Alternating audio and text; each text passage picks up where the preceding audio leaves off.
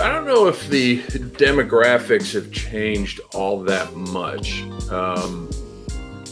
In Sherman's case, we've always been about 50-50 male female as far as that's concerned. We do have a pretty good contingent from Puerto Rico. That's probably changed a fair amount, which is good because the Spanish population Spanish speaking population needs to be served for sure.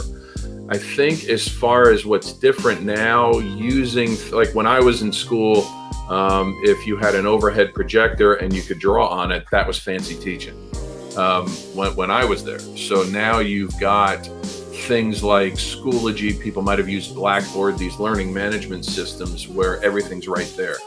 So there's a very, how do I want to say it? People are, it's a very quick return on what they're getting. I mean, I like it because, so for instance, what we do at Sherman is we have your weeks, or your weeks are laid out. So here's week 1 through whatever. And then you open up week 1, and in that week 1 is going to be the PDF of the PowerPoint that we're using. It's going to be a video of us talking about that PDF. There'll be any assignments, discussions, quizzes. You do all that stuff online now. So we do very little paper testing now.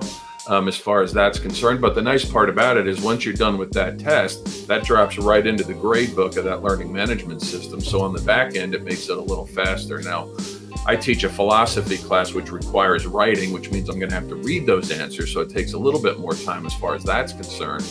But the technology side of things is really good. Oftentimes, when I was in school, if you had a chiropractor that wanted to speak to students, you'd have to get them to be driving through. And unless you were going from Atlanta to Charlotte, there was really no reason to hang out at Sherman College. But now we have the technology in every classroom. We can just Zoom somebody in. And so from all over the country, somebody wants to speak. If it's relevant to the material that I'm teaching, I just Zoom them in. And then so they can get, all right, I'm telling you this in class. Now here's somebody out in the field that's actually telling you as well. So that's probably one of the coolest things that we have is just all the technology that you're able to use. And the fact that the students are able to take that with them. So they've got all that stuff in one place. So they've got the tools to open up and have a successful practice. They might have to weed through it a little bit to say, all right, this stuff I don't need anymore. This is really the nuts and bolts of what I've got to do. And then they're off and running. So I think that's probably the big thing, but probably most of our students are around the 22 to 25, 26 years. We do have some that are older that come in. Probably less and less students have been to a chiropractor than when I started. I know when I was in school, when I was an intern, they would ask me to just tell the incoming porter of, hey, welcome to Sherman. This is what your intern experience is going to be, blah, blah, blah.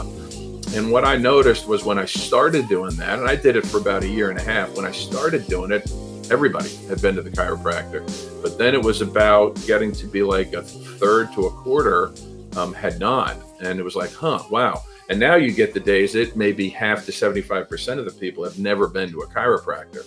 So that's probably the biggest difference. And so the chiropractic mindset is different than the allopathic mindset. And so that's going to be a big paradigm shift, if you will. So that's been interesting to see over the last 8 years or so.